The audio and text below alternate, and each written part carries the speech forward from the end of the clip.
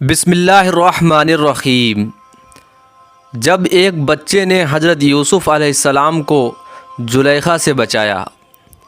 دوستو، جب زلیخا نے حضرت یوسف علیہ السلام کو کمرے میں لا کر دروازے بند کر لیے اور پھر حضرت یوسف علیہ السلام کے ساتھ برا کام کرنا چاہا، لیکن اسی وقت اللہ کی مدد آ پہنچی اور حضرت یوسف علیہ السلام نے دروازے کی طرف دوڑ لگا دی۔ اللہ کے حکم سے دروازے کے تالے ٹوٹتے گئے اور حضرت یوسف علیہ السلام باہر کی طرف بھاگتے رہے۔ زلیخا نے حضرت یوسف علیہ السلام کو روکنے کے لیے پیچھے سے ان کا کرتا پکڑ کر گھسیٹا تو حضرت یوسف علیہ السلام کا کرتا پیچھے سے پھٹ گیا، لیکن حضرت یوسف علیہ السلام نہیں رکے اور دروازے کی طرف بھاگتے رہے۔ حضرت یوسف علیہ السلام آخری دروازے کے پاس پہنچے اور اللہ کے حکم سے اس کا تالا ٹوٹا تو سامنے زلیخا کا شوہر عزیز مصر کھڑا تھا۔ زلیخا کا شوہر جو اس وقت کا بادشاہ تھا، تو جب اس نے یہ منظر دیکھا کہ زلیخا کی یہ حالت ہے اور حضرت یوسف باہر کی طرف بھاگتے ہوئے آئے ہیں، تو وہ سارا معاملہ سمجھ گیا۔ لیکن اسی وقت زلیخا نے پیترا بدلا اور سارا الزام حضرت یوسف علیہ السلام پر ڈالتے ہوئے کہا کہ بادشاہ، آپ اپنے محل کے اس نوکر کو کیا سزا دو گے جو آپ کی ہی بیوی کے ساتھ برا کام کرنا چاہتا ہے؟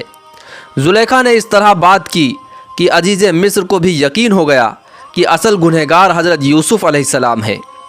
حضرت یوسف علیہ السلام نے جب دیکھا کہ زلیخا نے سارا الزام الٹا انہی پر ڈال دیا ہے،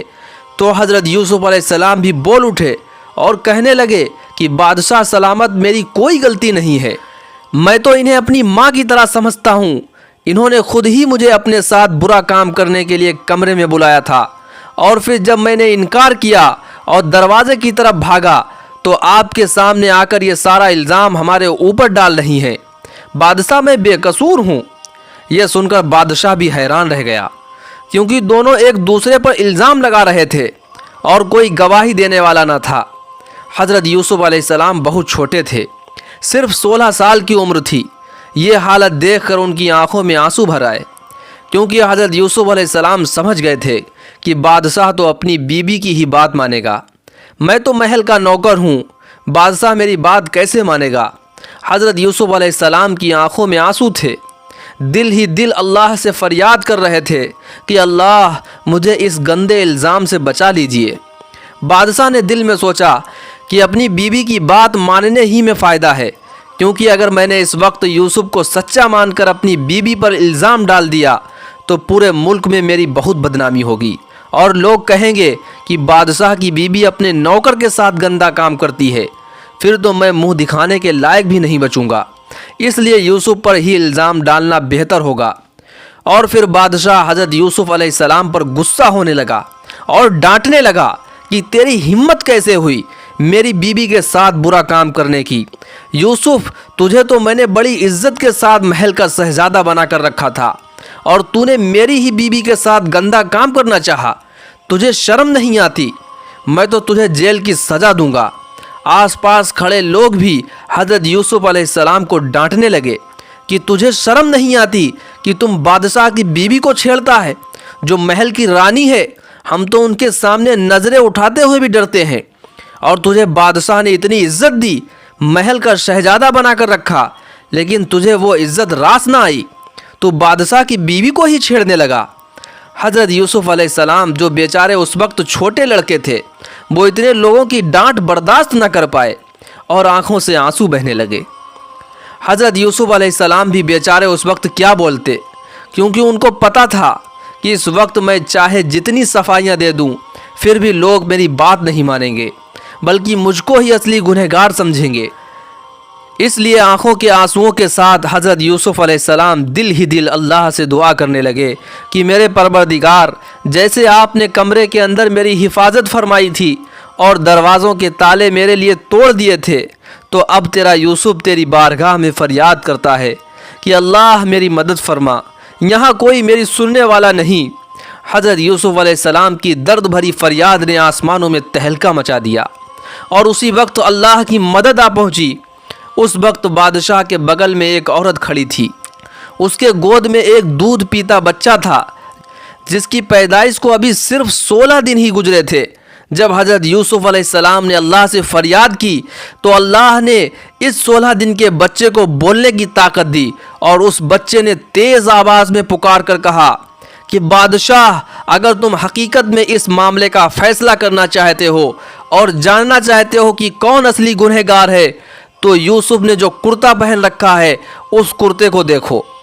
اگر وہ کرتا آگے کی طرف سے پھٹا ہے تو اس کا مطلب ہے کہ یوسف اصلی گنہگار ہے اور زلیخا معصوم ہے، اور اگر کرتا پیچھے کی طرف سے پھٹا ہے تو اس کا مطلب ہے کہ زلیخا اصلی گنہگار ہے اور یوسف معصوم ہے، کیونکہ کرتا پیچھے کی طرف سے پھٹنے کا مطلب ہے کہ یوسف نے بھاگنے کی کوشش کی ہوگی اور زلیخا نے انہیں پیچھے سے پکڑ کر اپنی طرف گھسیٹا ہوگا۔ بچے کی یہ آواز سن کر سبھی حیران رہ گئے اور سمجھ گئے کہ یہ اللہ کا فیصلہ ہے، تبھی تو یہ 16 دن کا بچہ بول کر گواہی دے رہا ہے۔ اس لیے فوراً سب نے حضرت یوسف علیہ السلام کے کرتے کو دیکھا تو حضرت یوسف علیہ السلام نے جو کرتا پہن رکھا تھا وہ پیچھے کی طرف سے پھٹا تھا۔ یہ دیکھ بادشاہ بھی سمجھ گیا کہ یوسف بے قصور ہے اور میری بیوی زلیخا ہی نے یوسف کو پھنسانے کی کوشش کی ہے،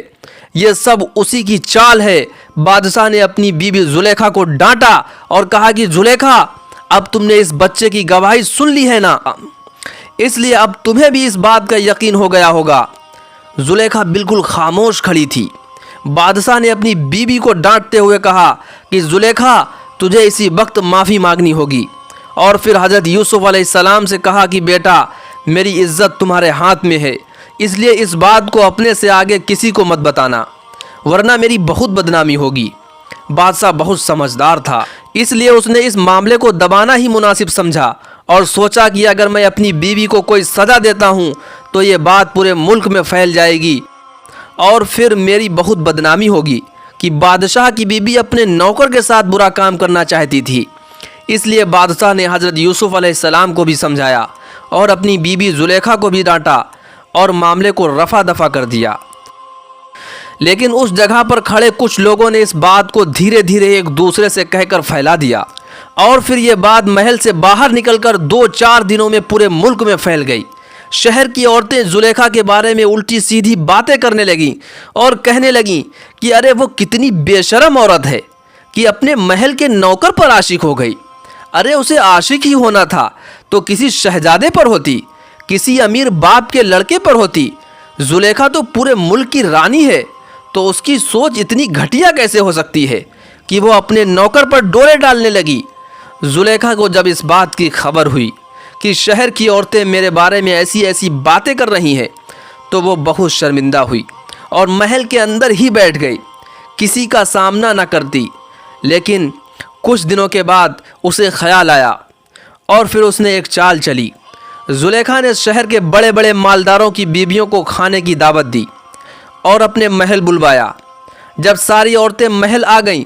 اور سبھی زلیخا سے پوچھنے لگیں کہ زلیخا، تم تو اس قدر خوبصورت ہو، پھر بھی تم اپنے محل کے ایک نوکر پر کیسے عاشق ہو گئیں؟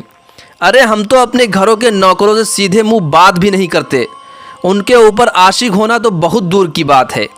زلیخا، تم تو محل کی رانی ہو، تمہیں عاشق ہی ہونا تھا تو کسی شہزادے پر ہوتی، لیکن تم نے تو بہت گرا ہوا کام کیا ہے۔ زلیخا نے ان میں سے کسی عورت کا بھی جواب نہ دیا اور کہا کہ آپ لوگ اپنے اپنے بستروں پر بیٹھ جائیں۔ زلیخا نے سبھی عورتوں کے لیے ایک بہت بڑے صحن میں الگ الگ بستر لگوائے تھے۔ ساری عورتیں اپنے اپنے بستروں پر جا کر بیٹھ گئیں تو زلیخا نے نوکروں کو حکم دیا کہ ان سبھی عورتوں کے لیے الگ الگ پلیٹوں میں پھل اور ساتھ میں ایک چھری بھی لائی جائے۔ زلیخا کے حکم پر نوکروں نے ساری عورتوں کو پھل اور چھریاں دے دیں اور سبھی عورتیں پھلوں کو چھریوں سے کاٹنے لگیں۔ جب زلیخا نے دیکھا کہ سبھی عورتیں پھل کاٹنے میں مگن ہیں تو اس نے ایک نوکر کو پاس بلا کر کہا کہ جا کر یوسف سے کہو کہ سامنے والے دروازے سے میرے پاس چلتے ہوئے آئیں۔ زلیخا کے حکم پر حضرت یوسف علیہ السلام سامنے والے دروازے سے صحن کے اندر آئے تو جیسے ہی عورتوں کی نظر حضرت یوسف علیہ السلام پر پڑی تو سب ان کی خوبصورتی دیکھ کر دنگ رہ گئیں اور سبھی عورتوں کے ہوش اڑ گئے، اور جو پھل ان کے ہاتھوں میں تھا تو چھریوں سے پھل کاٹنے کے بجائے وہ اپنی انگلیوں کو کاٹنے لگیں۔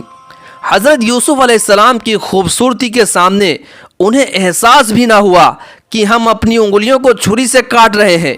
حضرت یوسف علیہ السلام کو دیکھ کر ان عورتوں کے زبان سے ایک ہی لفظ نکلا کہ یہ کوئی انسان ہو ہی نہیں سکتا، یہ تو اتنا خوبصورت ہے کہ ہمیں لگتا ہے کہ یہ لڑکا آسمان سے اترا ہوا کوئی فرشتہ ہے۔ حضرت یوسف علیہ السلام چلتے ہوئے زلیخا کے پاس آئے اور پھر زلیخا نے حضرت یوسف علیہ السلام کو اشارے سے دروازے کی طرف جانے کو کہا تو حضرت یوسف علیہ السلام دروازے سے باہر کی طرف نکل گئے۔ جب زلیخا نے ان سبھی عورتوں کو دیکھا کہ وہ سب للچائی ہوئی نظروں سے حضرت یوسف علیہ السلام کو دیکھ رہی ہیں اور چھریوں سے اپنے ہاتھوں کو کاٹتی جا رہی ہیں، تو زلیخا نے عورتوں کو آواز دے کر کہا کہ شہر کی عورتوں، ذرا اپنے ہاتھوں کو تو دیکھو کہ کیسے تم نے یوسف کو دیکھ کر اپنی انگلیاں تک کاٹ لی ہیں۔ جب عورتوں نے نظریں جھکا کر اپنی انگلیوں کی طرف دیکھا تو سبھی کے ہاتھ چھریوں سے کٹ چکے تھے۔ حضرت یوسف علیہ السلام کی خوبصورتی دیکھ کر ان عورتوں کو احساس بھی نہ ہوا کہ ہم پھل کی جگہ اپنی انگلیاں کاٹتے جا رہے ہیں۔ زلیخا نے جب عورتوں کی یہ حالت دیکھی تو کہا کہ اب تم لوگوں نے دیکھ لیا نا، یہی وہ نوکر ہے جس کے اوپر میں عاشق ہو گئی ہوں۔ اسی نوکر کے بارے میں تم مجھے ملامت کر رہی ہو کہ میں نے اس کے ساتھ برا کام کیوں کرنا چاہا، لیکن اب تم لوگوں نے خود ہی میرے اس نوکر کی خوبصورتی دیکھ لی ہے، اس لیے اب میں کھلے عام کہتی ہوں کہ اگر یوسف نے میرے ساتھ رات نہ گزاری اور میری خواہش پوری نہ کی تو میں یوسف کو جیل میں ڈلوا دوں گی اور وہ ساری زندگی جیل میں پڑے رہیں گے۔ دوستو، اس کے آگے کا واقعہ انشاءاللہ جلد ہی اپلوڈ کیا جائے گا، جس میں یہ بتایا جائے گا جب یوسف علیہ السلام کو یہ بات پتہ چلی کہ زلیخا ہمارے بارے میں یہ کہہ رہی ہے تو یوسف علیہ السلام نے مجبور ہو کر زلیخا کے بارے میں کیا فیصلہ کیا۔ دوستو، ویڈیو اگر آپ کو پسند آیا ہو تو ویڈیو کو لائک ضرور کر دیں اور چینل کو سبسکرائب کر لیں، اور جاتے جاتے ایک پیارا سا کمنٹ ضرور کریں کہ آپ کو قصہ کیسا لگا۔ السلام علیکم ورحمۃ اللہ وبرکاتہ۔